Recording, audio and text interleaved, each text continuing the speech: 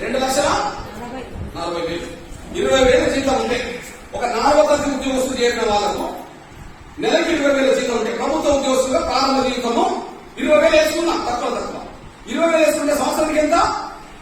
2,40,000. కానీ పేదలకు సంక్షేమ పథకాలు అమలు జరగాలంటే ప్రభుత్వమే జీవో తీసింది. పేదలకు సంక్షేమ పథకాలు అమలు జరగాలంటే ప్రభుత్వమే జీవో తీసింది. ఆ జీవో ప్రకారం నగరాల్లో పట్టణాల్లో అయితే ఎవరికైనా 2 లక్షల పైగా ఆదాయం ఉంటే వాళ్లకు తెల్ల రేషన్ కార్డు వర్తించదు, ప్రభుత్వ పథకాలు వర్తించదు. ప్రభుత్వ పథకాలు అంటే పెన్షన్ కూడా అనుకున్నాం. ప్రభుత్వ పథకాలు అంటే పెన్షన్ కూడా అనుకున్నాం. అదే సమయంలో గ్రామాల్లో 1,50,000 రూపాయలు. ఎంత? గ్రామాల్లో అయితే 1,50,000 రూపాయల కంటే ఆదాయం దాటితే ఎవరికైనా అది ఏ రూపం వచ్చిన ఆదాయమైనా 1,50,000 దాటితే వాళ్ళకు ఎలాంటి ప్రభుత్వ సంక్షేమ పథకాలు వర్తించవు. అంటే దారిద్ర్య రేఖ దిగువ ఉన్న వాళ్ళంటే 1,50,000 రూపాయల ఆదాయం ఉన్న వాళ్ళు మాత్రం దారిద్ర్య రేఖ దిగువ ఉన్న వాళ్ళని పేదలుగా గుర్తించింది. ఆ గుర్తించిన వాళ్ళకు తెల్ల రేషన్ కార్డు ఇచ్చింది. ఆ తెల్ల రేషన్ కార్డు వాళ్ళకి అన్ని సంక్షేమ పథకాలు అమలు జరుగుతాయి, పెన్షన్తో సహా. మరి ఇప్పుడు అంగన్వాడీ టీచర్లు ఒక 10,500 తీసుకుంటారు, అంతే కదా? 10,500 అంటే సంవత్సరానికి ఎంత? 1,00,000. అసలు నువ్వు గ్రామాలు చేసినా మండలాలు చేసినా 1,50,000 రూపాయలు ఆదాయం దాటే కదా. 1,50,000 రూపాయలు ఆదాయం దాటే నీకు పెన్షన్ వర్తించడానికి అర్థం ఉంటుంది. కానీ నువ్వు ఇచ్చే జీతం ఇప్పుడు 1,50,000 కూడా లేదు కదా నెలకు. అంగన్వాడీ టీచర్లు 1,50,000 కూడా లేదు కదా సంవత్సరానికి. నీ జీవనం నువ్వు ఉల్లంఘిస్తున్నావు కదా. మరి ఆయాలకు అయితే ఎంత అవుతుంది? 6,000 అంటే 12 ఆరులు 72, 72,000 కదా. అంటే ఇక్కడ మరి పేదరికం తొలగించడానికి ఏ సంక్షేమ పథకాలు అయితే వర్తించే పేదలకు మరి ఇప్పుడు అంగన్వాడీ టీచర్లు ఎట్లా ధనవంతులు అయిపోయిన నీ జీవో ప్రకారం 1,50,000 నువ్వేస్తలేవు కదా. 1,50,000 అంగన్వాడీ టీచర్కి ఇస్తలేవు. 70,000 పైగా 72,000 తప్ప అదనపు వీళ్ళకి ఏం లేదు. మరి వీళ్ళు ఎట్లా ధనవంతులైనరు? వీళ్ళకి తెల్ల రేషన్ కార్డు ఎట్లా వర్తించదు? వీళ్ళ సంక్షేమ పథకం ఎట్లా వర్తించదు? అడిగేటోళ్ళు లేకపోవడం వల్లనే మన పెన్షన్ అవ్వాలి. నేను అంటున్నాను, ఈ కనీస డిమాండ్ మనకి యూనియన్ పెట్టాలి కదా. ఇది కనీస డిమాండ్. అసలైన ప్రభుత్వ ఉద్యోగాల్లో గుర్తించాలని డిమాండ్ ప్రధానమైంది. కానీ ఎందుకు పెన్షన్ రద్దు అవుతుంది? అంగన్వాడీ టీచర్లో వికలాంగులు ఉన్నారు, అంగన్వాడీ టీచర్లో ఒంటరి మహిళలు ఉన్నారు, అంగన్వాడీ టీచర్లో భర్తలు కోల్పోయిన వితంతులు ఉన్నారు, ఆయాల్లో వికలాంగులు ఉన్నారు, ఆయాల్లో వితంతులు ఉన్నారు, ఒంటరి మహిళలు ఉన్నారు. వాళ్ళకు ఏ జీవో తీసుకుని కూడా వాళ్ళకి వర్తించాల్సిందే. వాళ్ళకి ఆదాయం 1,50,000 రూపాయలు లేదు. నువ్వు ఇచ్చే ఆదాయం కూడా లేదు. ఆ జీవో ప్రకారం మీరు అడుగు. వాళ్ళ జీవో ప్రకారం అడుగుతున్నప్పుడు ఆ పెన్షన్ రద్దు చాలా మంది కదా. ఎంతమంది అంగన్వాడీ ఆయాలు బాధపడుతుండ్రు, ఎంతమంది అంగన్వాడీ టీచర్లు బాధపడుతుండ్రు లేదా? నేను అంటున్నా, 10 ఎకరాల భూస్వాములకు, 20 ఎకరాల భూస్వాములకు, 1,00,000 ఎకరాల భూస్వాములకు రైతు బంధువులు వర్తించినప్పుడు అంగన్వాడీ టీచర్ల కార్యాలకు పెన్షన్ వర్తించకూడదు. ఇంకొక విషయం చెప్తున్నా, 50 ఎకరాల భూస్వాములు ఉన్నారు, వాళ్ళకు ఇప్పుడు రైతు బంధు వర్తిస్తున్నారు.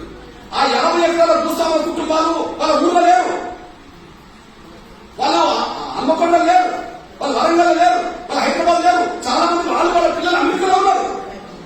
అమెరికాలో పిల్లలకు భూమికి సంబంధం లేదు. ఆ భూమి ఎప్పుడో కౌలుకి ఇచ్చారు. ఎవరు? ఆ భూమి ఎప్పుడో పేద రైతులకు మధ్యతరగతి కౌలుకి ఇచ్చారు. కౌలుకి ఇస్తే కౌలు తీసుకుంటారు కదా. ఒకవైపు భూమిని చూడనోడు కౌలు తీసుకుంటాను, మళ్ళా అమెరికాలో ఉన్నోడు రైతు బంధు పథకం తీసుకుంటారు. మరి అట్లా రైతు బంధు పథకం భూస్వాములు వర్తించినప్పుడు నా పేదరికంలో ఉండబడే నా అంగన్వాడీ టీచర్ కార్యాలకు కూడా ఖచ్చితంగా పెన్షన్ వర్తించాల్సిందే. ఆ విషయంలో ముందు రోజుల్లో ఖచ్చితంగా తీర్థపడేసుకోండి, మర్చిపోతాను సార్ అనుకుంటున్నాను. ఏ జీవో ప్రకారం వాళ్ళను పెన్షన్ నుంచి అహంకారం తొలగిస్తారా? ఏ చట్టం దొరుకుతున్నది? అడిగేటోళ్ళు గట్టిగా లేక యూనియన్ లో ఆ సమస్య మీద దృష్టి పెట్టకపోవడం వల్ల కానీ ఇది దారుణం, ఇది అన్యాయం. ఖచ్చితంగా దాని మీద మీ అన్నగా మీ తమ్ముడుగా ఎంత దూరమైన పోతారనేసుకోండి, మర్చిపోతారు. అందువల్ల ప్రధాన సమస్య, ప్రధాన డిమాండ్ ఒకటే. నంబర్ 1, ఈ మధ్య కాలంలో ఒకటి చెప్పాను, ప్రేమకాలు ఎప్పుడు చేద్దాం? 87 అవి 13 దిగుబడి అంతేనా? 34 సంవత్సరాలు. అవునా? 34 సంవత్సరాల నుంచి ఉన్నోళ్ళు ఇప్పటికి ఉన్నారు కదా, కొంతమంది ఇక్కడికి వచ్చారు కదా. 34, 35. ఒక తల్లి చెప్పింది నాకు ముందు, ఇంకా 85 అని చెప్పింది. ఎవరో చెప్పింది వచ్చి, ఓకే వచ్చి చెప్పారు కదా. 34, 35, 30, 20, 25, 15 ఇట్లా వచ్చింది కదా. నేను ఈ మధ్యకాలంలో ఒక డిపార్ట్మెంట్ లో నేను చూశాను. ఒకే రోజు కేసీఆర్ ప్రభుత్వము 23,000 మంది ప్రభుత్వ ఉద్యోగులు గుర్తించింది. ఒకే రోజు 23,000 మందిని కాంట్రాక్ట్ బేస్ తో చేరిన వాళ్ళను, అవుట్ సోర్సింగ్ వాళ్ళు చేరిన వాళ్ళను ఒకే రోజు 23,000 మందిని ప్రభుత్వ ఉద్యోగులు గుర్తించింది. ఆ డిపార్ట్మెంట్ పేరు విద్యుత్ శాఖ. ఒక నిమిషం, ఆ డిపార్ట్మెంట్ పేరు విద్యుత్ శాఖ. విద్యుత్ శాఖలో ఎప్పుడు చేరిన వాళ్ళని పర్మనెంట్ చేసింది అంటే, వినండి, ఎప్పుడు చేరిన వాళ్ళని పర్మనెంట్ చేసింది ఎప్పుడంటే, నేను మొత్తం చూశా, వాళ్ళ రికార్డ్స్ అంతా చూశా. వాళ్ళు 2 దశాబ్దాల నుంచి చేసిన వాళ్ళు అన్న 50% ఉన్నారు. అంటే 20 ఏళ్ళ బట్టి చేసిన వాళ్ళు 50%. 23,000లో దాదాపు 11,500 మంది 20 ఏళ్ళ బట్టి చేసిన వాళ్ళు ఉన్నారు. 11,500 మంది 10 ఏళ్ళ నుండి చేసిన వాళ్ళు ఉన్నారు. కానీ ఆ 10 ఏళ్లలో 5,000 మంది 5 ఏళ్లలోపు చేసిన వాళ్ళు ఉన్నారు. అందులో 3-4 వేల మంది ఒక విషయం చెప్పనా, కేసీఆర్ ఈ నెల సంతకం పెట్టిండు అనుకున్నాం. ఏది వాళ్ళు పర్మనెంట్ చేయడం కోసం ఈ నెల సంతకం పెట్టిండు అనుకున్నాం. ఈ నెల ఏం పేరు?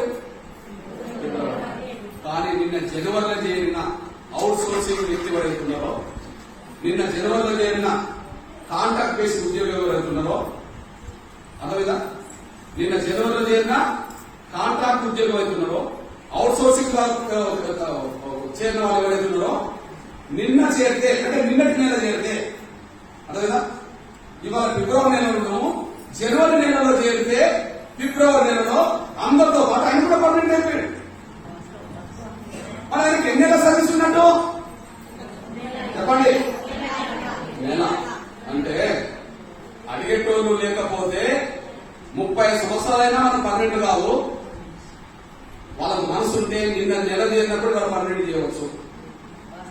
వాళ్ళకు మనసుంటే నిన్న నెలలో జనవరి నెలలో అవుట్ సోర్సింగ్ ద్వారా ఉద్యోగం సంపాదించుకొని ఈ నెలలో పర్మనెంట్ అయిపోయింది కదా. దీనికి నేను చెప్పదలుచుకున్నది ఏంటంటే, మనసుంటే మార్గం ఉంటది, కొట్లాడితే పరిష్కారం ఉంటది అనడానికి సాక్ష్యం కూడా మర్చిపోతాం. ప్రయత్నిస్తుంది. మనసుంటే మార్గం ఉంటది, మనసు లేదు. 35 ఏళ్ళలో మీరు త్రిసంతు స్వర్గంలో బతికినట్టు బతుకుతున్నారు అంతే. మీరు అవుట్ సోర్సింగ్ కాదు, మీరు కాంట్రాక్ట్ వ్యవస్థలో లేరు, మీరు ప్రభుత్వ ఉద్యోగులు కాదు. త్రిసంతు స్వర్గంలో పెట్టి మిమ్మల్ని నడిపించుకుంటూ వచ్చినాయి. గవర్నమెంట్ నడిపించిండు. త్రిసంతు స్వర్గంలో ప్రధాన డిమాండ్ పెట్టకుండా మిమ్మల్ని నడిపించుకుంటూ వీళ్ళు కూడా వచ్చేసారు. వీళ్ళు అక్కడనే చేసిండ్రు, వాళ్ళు అక్కడనే చేసిండ్రు. త్రిసంతు స్వర్గం పెట్టారు.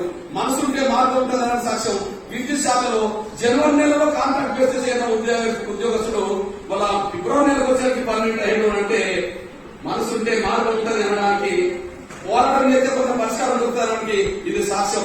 ఈ సాక్ష్యాన్ని బేస్ చేసుకుని 1 నెల క్రితం చేరిన వాళ్ళు పర్మనెంట్ అయినప్పుడు 30 ఏళ్ళ నుండి చేస్తున్న వాళ్ళు అంగన్వాడీ టీచర్లు ఆయాలు ఎందుకు పర్మనెంట్ కావో తెలుసుకోవడం ఆ డిపార్ట్మెంట్ ఈ డిపార్ట్మెంట్ తేవేంటిది? ప్రజలకు వాళ్ళు సేవ చేస్తాను, ప్రజలకు వీళ్ళు సేవ చేస్తున్నారు. సేవలు ప్రభుత్వమే తీసుకుంటుంది కదా, ప్రజలకి వాళ్ళ సేవలు అందిస్తుంది కదా. మరి ఒక డిపార్ట్మెంట్ మీద ఇంత చులకన ఎందుకు, ఇంత నిర్లక్ష్యం ఎందుకు, ఇంత పట్టింపు లేకుండా ఎందుకు? ఒక డిపార్ట్మెంట్ అంటే అంత గౌరవం ఎందుకు? ఈ నేపథ్యంలోనే కొన్ని ప్రధాన సమస్యలు ఉన్నట్టు వెలుగు తీయగలిగితే, ఏ డిపార్ట్మెంట్ లో అవుట్ సోర్సింగ్ ద్వారా కాంట్రాక్ట్ బేస్ చేరి పర్మనెంట్ అయిందో ఒక 4-5 డిపార్ట్మెంట్లను ఆసరా చేసుకుని మనం ముందుకు రాగలిగితే, దాన్ని ఆసరా చేసుకుని మన డిపార్ట్మెంట్ లో కూడా పర్మనెంట్ చేయాలని చెప్పి ఈ యుద్ధం చేస్తారని దానికోసం పాటు చేస్తారని మర్చిపోతాం. అది బేస్ మనం ముందుకు నడిపిద్దాం. అందులో ఆ సింగిల్ డిమాండ్ కనుక పరిష్కారం అవుతే, ఇది అంగన్వాడీ టీచర్లను ఆయాలను ప్రభుత్వ ఉద్యోగులు గుర్తించాలని సింగిల్ డిమాండ్. ఆ డిమాండ్ ఎంత నేపథ్యం మనకు కష్టదా లేదా? ఏ నేపథ్యం? విద్యుత్ శాఖలో 23,000 మందిని అవుట్ సోర్సింగ్ కాంట్రాక్ట్ బేసిస్ చేయడం పర్మనెంట్ చేశారు కదా. 20 ఏళ్ళకు చేసిన వాళ్ళకు ఉన్నది, 10 ఏళ్ళకు ఉన్నది,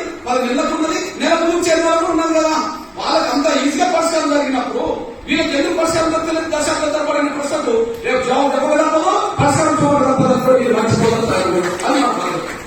రెండోది, నేను ఆటోమేటిక్ గా మరి అది పర్మనెంట్ అవుతుంది. ఆటోమేటిక్ గా పర్మనెంట్ అయిన వరకు పెన్షన్ వర్తిస్తే కదా, సరే పర్మనెంట్ అయిన వరకు పెన్షన్ వర్తిస్తారు కదా. అదే సమయం పర్మనెంట్ అయిన వరకు మళ్ళీ పెన్షన్ తో పాటు బెనిఫిట్స్ కూడా వర్తిస్తాయి కదా పర్మనెంట్ అయిన రోజు నుంచి. కానీ ఏమంటే రేపు అవుతుందో, ఎల్లుండి అవుతుందో, సంవత్సరం అవుతుందో, 6 నెలలు అవుతుందో, అదొక అంశం. మరి ఈ లోపు రిటైర్ అవుతున్న వాళ్ళ బతికేంటి? ఈ అమ్మ బతికేం కావాలి? ఈ అమ్మ బతికేం కావాలి? ప్రేమక పరిస్థితి ఏంటి? అట్లాంటి వాళ్ళ పరిస్థితి ఏంటి? నిన్న మొన్న వరకు రిటైర్ అయిన వాళ్ళ పరిస్థితి ఏంటి? నిన్న మొన్న వరకు రిటైర్ అయిన పరిస్థితి ఏంటి? అంటే వాళ్ళతో ఎట్టి చేయించుకొని వాళ్ళ బతుకు మొదలు పెట్టారు కదా. ఒక దండ లేదు, ఒక గుర్తింపు లేదు, ఒక గౌరవం లేదు, 10 రూపాయల పెన్షన్ లేదు. కాబట్టి నేనేమంటున్నానంటే ప్రభుత్వ ఉద్యోగులు గుర్తించి ఆటోమేటిక్ గా పెన్షన్, రిటైర్మెంట్ బెనిఫిట్స్ ఆ ఇంట్లోకి అవుతుంది. కానీ ఇప్పటికే ఒక దశాబ్దం 2 దశాబ్దాల నుంచి కూడా ఈ డిపార్ట్మెంట్ లో సేవ చేసి రిటైర్ అయిన వాళ్ళు కూడా అది వర్తించే విధంగా డిసైడ్ చేసుకోవాలి. అందుదా అందువల్ల మీరు రేపు రిటైర్డ్ అయినా బాధపడాల్సిన అవసరం ఉన్నది. ఎప్పటికైనా వర్తించినట్టుగా మనం ఉంటున్నాడు. ఎల్లుండైనా బాధపడాల్సిన అవసరం ఉన్నది. అంతకుముందే వర్తించినట్టు చేసుకోవాలి. అందులో మన డిమాండ్ ఏం పెడుతున్నా? నేను ఎప్పటి నుండి పెడుతున్నా? ఎప్పటి నుండి పెడుతున్నా? ఎగ్జాంపుల్ నేను చెప్తున్నా. 2020 సంవత్సరం నుంచే 2000 సంవత్సరం నుంచి రిటైర్ అయిన వాళ్ళు 8,000 మంది ఉన్నారో వాళ్ళు బతికితే వాళ్ళకి పెన్షన్ నాకు తప్పదు, వాళ్ళు చనిపోయినా వాళ్ళ కుటుంబానికి బెనిఫిట్ అందరూ తప్పదు. అవును, మీరు అనుకుంటారు దీనికి నిజంగా పరిష్కార మార్గం ఉన్నదా అన్నట్టు. నేను ఒక పరిష్కార మార్గం ఇప్పుడే చెప్తాను. మొన్న పిఆర్సీ గురించి మీరు పేపర్లో చూశారు. ఏం చూశారు? పిఆర్సీ అది మనకు వర్తించకపోయినా పేపర్లో చూశారు కదా ఉద్యోగస్తులు. పిఆర్సీ రేపు సంతకం పెడతారు అనుకుందాం. పిఆర్సీ పెరిగితే రేపు సంతకం పెడతారు. ఆ సంతకం పెట్టేది ఈ రేపు అనుకుందాం. కానీ రేపటి నుంచి వర్తించదు. అది కాదు, రేపటి నుంచి వర్తించదు. అది 2018 నుంచే వర్తిస్తుందట. అదేనా? పెంచేది రేపు, సంతకం పెట్టేది రేపే కావచ్చు. కానీ రేపు వచ్చే నెల నుంచి అది అమలు జరగడం కాదు. అది ఎప్పటి నుంచి అమలు జరుగుతుందని 2018 నుంచి అమలు జరుగుతుంది. అంటే పెంచినది ఇవాళ పెంచినట్టున్నా కూడా అమలు జరిగేది ఎప్పటి నుంచి అంటే ఈ 3 ఏళ్ల పాటు కూడా వాళ్ళకి ఆ బెనిఫిట్ వస్తుందని అర్థం. మరి వాళ్ళకు 3 ఏళ్ళు బెనిఫిట్ వచ్చినప్పుడు నా అంగన్వాడీలో 30 ఏళ్ళు వస్తే తప్పేంటి? నా అంగన్వాడీ టీచర్లకు, నా అంగన్వాడీ ఆయనకు 30 ఏళ్ళు వస్తే తప్పేంటి? నువ్వు ఇవాళ సంతకం పెట్టి ఈ రోజు నుంచి తగ్గ డబ్బంతలేదు. ఈ రోజు సంతకం పెట్టి పిఆర్సీ ఈ రోజు నుంచి ఈ నెల నుంచి అమలు జరుగుతుందంటే ఇది ఫిబ్రవరి నెలలో సంతకం పెట్టారు. ఒకే మార్చి నుంచి అమలు జరుగుతుందంటే అది వేరే విషయం. కానీ ఇవాళ సంతకం పెట్టి 2 ఏళ్ల ముందు నుంచి 2023 కాదు, 2022 కాదు, 18 నుంచే నేను అమలు చేస్తానంటే అర్థం ఏంటిది? అప్పటి నుంచే నేను అమలు చేస్తాను అర్థం. అందువల్ల వాళ్ళకు 2-3 ఏళ్ళు వర్తించినప్పుడు అన్ని రకాల బెనిఫిట్స్ 2-3 ఏళ్ళ నుంచి వర్తిస్తున్నప్పుడు నా అంగన్వాడీ టీచర్లు ఆయన కూడా ఎవరెవరు 25 ఏళ్ళు 30 ఏళ్ళు సేవ చేసి రిటైర్ అయ్యారో వాళ్ళకు కూడా అన్ని రకాల బెనిఫిట్స్ అదే విధంగా సంతకం ఎప్పుడు పెట్టినా వర్తించాలి. కొంచెం వర్తించాలి. అదేవిధంగా సంతకం ఎప్పుడు పెట్టినా వర్తించేది ఆ నెల నుంచి కాదు. డ్యూటీలో చేరి ఎప్పుడైతే రిటైర్మెంట్ అయిందో, ఎట్టి చేసినట్టు చేసి ఇంటికి వెళ్ళేదో కనీసం వాళ్ళ కుటుంబాల కన్నా న్యాయం జరిగే ప్రక్రియ మీద దృష్టి పెట్టాల్సిన బాధ్యత ఉన్నదని చూడండి. మర్చిపోవచ్చు. నేను పెన్షన్ వర్తించాలి, అదే సమయంలో రిటైర్ బెనిఫిట్స్ వర్తించాలనేది జనరల్ గా ప్రభుత్వ ఉద్యోగులు గుర్తించిన కాదు నుంచి అందరికి అవుతుంది. కానీ అందరి గురించి నేను మాట్లాడలేను. ఇప్పటికే రిటైర్ అయిన వాళ్ళు లేదా ప్రభుత్వ ఉద్యోగులు గుర్తించక ముందు రిటైర్ అవుతున్న వాళ్ళందరికీ కూడా ఆ డిమాండ్ వర్తిస్తే వాళ్ళకు వాళ్ళ కుటుంబాలకు మనం ఖచ్చితంగా న్యాయం చేసే ప్రభుత్వం అనేసి మర్చిపోతారు. ఇంకా చేస్తున్నా ఆ దశగా ముందు నడిపించడం కోసమే ఈ ప్రధాన 3 డిమాండ్లు అనేసి కూడా మీరు మర్చిపోతాం. అందువల్ల మీకు చెప్పదలుచుకున్నది ఏంటంటే, నంబర్ 1, ఇంతవరకు యూనియన్లు ప్రధాన డిమాండ్ గా దాని ప్రధాన అంశంగా ఫోకస్ చేయలేదు. చేసినా ఏది ప్రభుత్వ ఉద్యోగులు గుర్తించాలనే అంశంగా ఫోకస్ చేయలేదు. వాస్తవానికి చెల్లె శారద ఉపన్యాసం కూడా నేను విన్నా. ఏది అమ్మాయి శారద ఉపన్యాసం కూడా విన్నా. జిల్లా సిఐటి ప్రధాన కార్యదర్శి ఉపన్యాసం నేను మొత్తం విన్నా. నేను అడిగితే మేము గుర్తించినామన్నా, మేము ప్రభుత్వ ఉద్యోగులు పెట్టినామన్నా అని అన్నది. కానీ ఆమె ఉపన్యాసంలో ఆ డిమాండ్ మాట్లాడలే. ఆమెకు జనరల్ గా యూనియన్ ఉపన్యాసాలు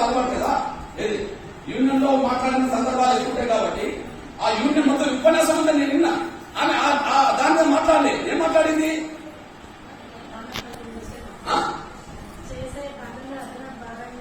అదనం భారం గురించి మాట్లాడింది, పని అదనం భారం గురించి. అదే సమయంలో సుప్రీంకోర్టు తీర్పు ప్రకారం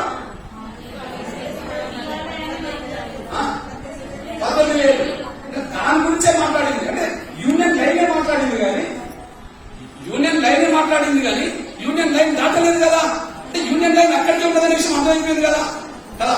కాబట్టి యూనియన్ లైన్ అక్కడనే ఉంటే ఇక యూనియన్ అనేది అక్కడ ఉంటది.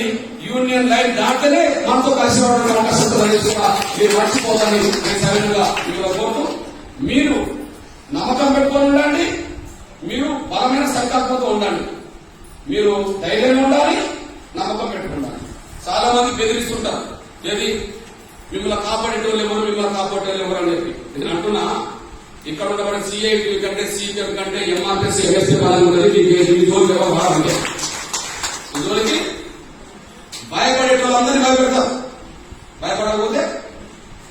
భయపడకపోతే ఏం లేదు, అంతే. భయపడేటోళ్ళను భయపెడతానే ఉంటారు.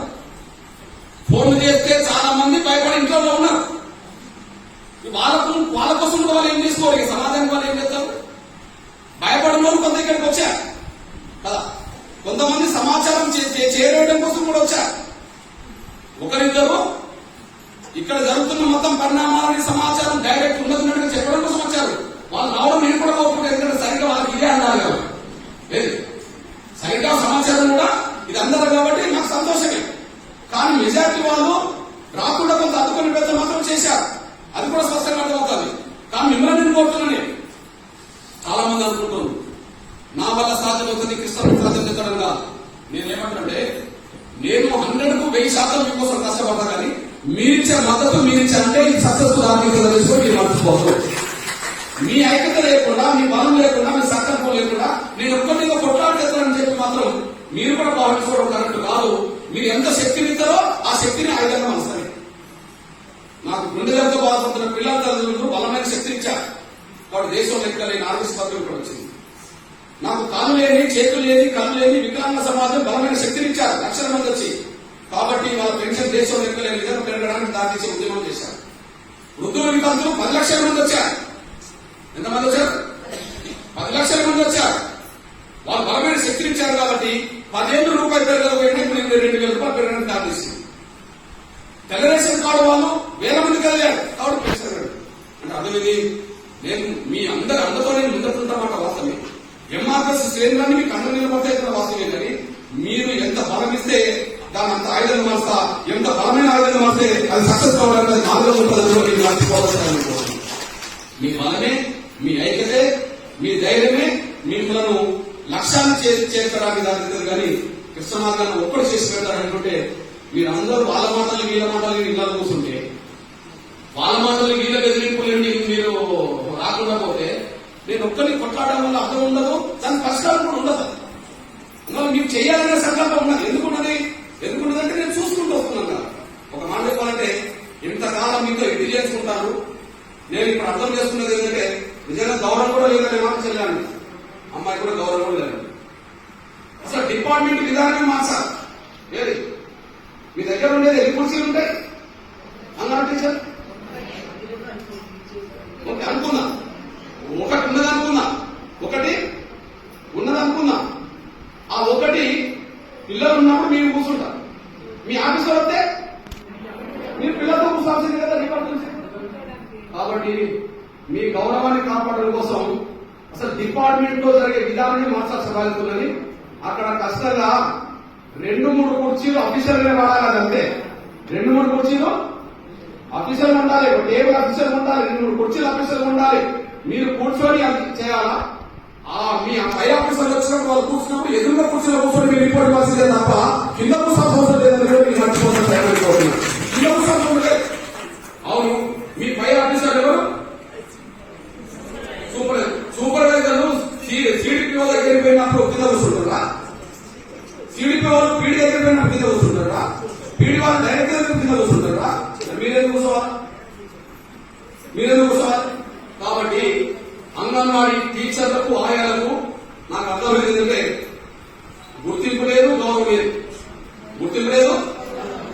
లేదు. అదే సమయంలో వేధింపులు లేవు, వేతనాలు లేవు. వేధింపులు ఉన్నాయి, వేతనాలు లేవు. గుర్తింపు లేదు, గౌరవం లేదు. వేధింపులు ఉన్నాయి, వేతనాలు లేవు. మరి వేతనాలు సరిగ్గా ఉండాలంటే ప్రభుత్వ ఉద్యోగులు గుర్తించడం తప్ప పరిష్కార మార్గం మనకు లేదు. ఆ పరిష్కార మార్గం జరగాలంటే నేను ఒక్కరిని కొట్లాట వస్తుందా, మీరందరూ నాకు అండ ఉంటుందా మీరే తెలుసుకొని ఒక నిర్ణయానికి వస్తే భవిష్యత్ ప్రయాణం కరెక్ట్ గా చేస్తామనేసి కూడా మీరు మర్చిపోదని నేను సవిధంగా కోరుకుంటూ అదే సమయంలో మళ్ళీ చెప్తున్నాను, నేను 4వ పాయింట్ కూడా జమ చేయాలన్నా ఏది పెన్షన్. అంగన్వాడీ టీచర్లు ఆయనలో మన వితంతులు ఉన్నారు, వికలాంగులు ఉన్నారు, ఒంటరి మహిళలు ఉన్నారు. వాళ్ళకి ఏ బేస్లో పెన్షన్ ఇస్తారమ్మా? ఏ బేస్లో పెన్షన్ ఇస్తారు? 1,50,000 రూపాయల ఆదాయం పైగా ఉంటేనే వాళ్ళకు తెలుగుదేశం కార్డు వర్తించదు, ఏం వర్తించదు. మరి 1,50,000 నువ్వు ఇచ్చే జీతం లేదు కదా, మరి ఏ బేస్లో తీస్తారు? అడిగేటోళ్ళు లేకపోతే తీశారు కానీ అడిగేటోళ్ళు ఉంటే వర్తిస్తారు. మరి 4వ డిమాండ్గా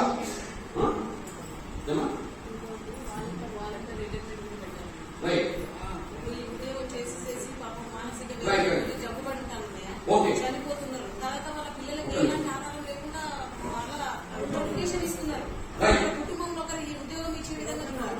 ఓకే ఓకే ఓకే ఇతర డిపార్ట్మెంట్ లో ఆ సూత్రం ఉంటే వాలంటీర్ రిటైర్మెంట్ కూడా మనకు అది వర్తించాలి. ఆ వర్తించాలనే డిమాండ్ వాస్తవానికి మన ప్రధాన డిమాండ్ తో లింక్ అయి ఉంటుంది కాబట్టి అది ఆటోమేటిక్ గా వర్తింపు చేసేదే మనం చెప్పుకోవడానికి పెట్టవచ్చు. కానీ ప్రభుత్వ ఉద్యోగస్తులని ప్రధాన డిమాండ్ తో పెట్టుకుంటే ఆటోమేటిక్ వర్తించే ఎక్స్పోజ్ చేయడానికి మనం పెట్టుకోవచ్చు. కానీ అది ప్రధాన డిమాండ్ కి లింక్ ఉందని తెలిసి కూడా నేను మీ దృష్టికి నేను తీసుకొస్తున్నాను. ఏది ఏమైనా ఇప్పుడున్న సూత్రం ప్రకారం అయితే 1 ప్రభుత్వ ఉద్యోగస్తులు గుర్తించాలి, 2 రిటైర్మెంట్ బెనిఫిట్స్ కూడా అనంతరం రావాలి, అదే సమయంలో పెన్షన్ కూడా రావాలి. అదే కదా పెన్షన్ బెనిఫిట్ రావాలంటే రిటైర్మెంట్ అయితే ఆటోమేటిక్ వస్తుంది ప్రభుత్వం తీసుకుంటే. కానీ ఇంతకుముందు రిటైర్మెంట్ అవ్వాలి వర్తించాలని నేను పెట్టిన డిమాండ్ అనేసి కూడా మీరు మర్చిపోవాలి.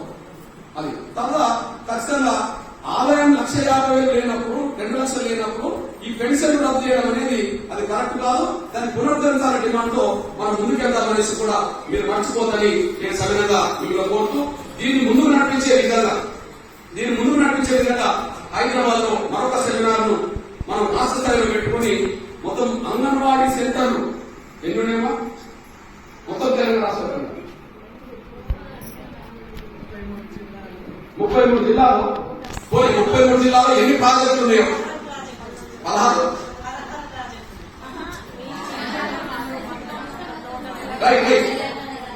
అది టోటల్ లేదా మొత్తం తెలంగాణ రాష్ట్రంలో ఎన్ని మన కేంద్రాలు ఉన్నాయో అన్ని కేంద్రాలకు మన భావం ఎక్స్పోజ్ అయ్యే విధంగా వాళ్ళని సమీకరించే ప్రక్రియలో భాగంగా 3వ సెమినార్ మనం హైదరాబాద్ లో పెట్టుకుని ఖమ్మం తర్వాత ఎంతో కొంత కూడా మెరుగైనట్టునే దీంతో పోల్చుకుంటే ప్రతి జిల్లా ప్రతి మండల సెంటర్ నుంచి కూడా మండలానికి 10 మంది తప్పించుకున్నా కూడా రేపు వేల సంఖ్యలో మనం 3వ సెమినార్ జరుపుకోవడానికి మనకు అవకాశం ఉంది.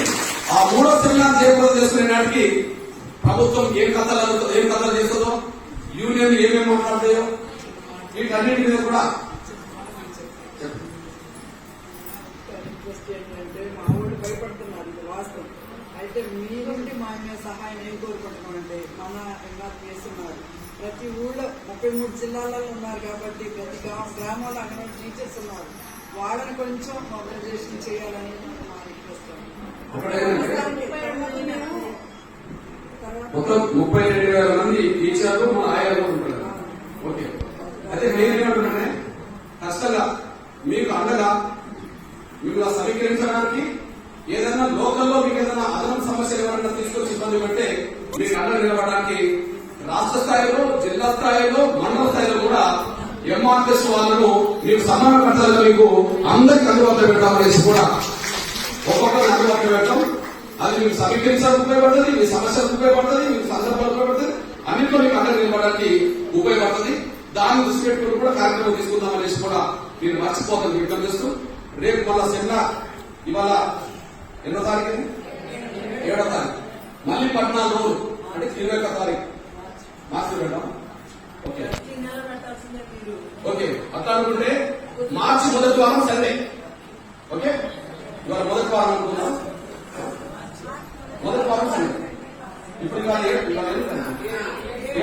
ఏడు సండే తినదు కదా. అట్లనే మార్చి మొదటి వారం సండే ఏ రోజు వస్తే ఫస్ట్ వారం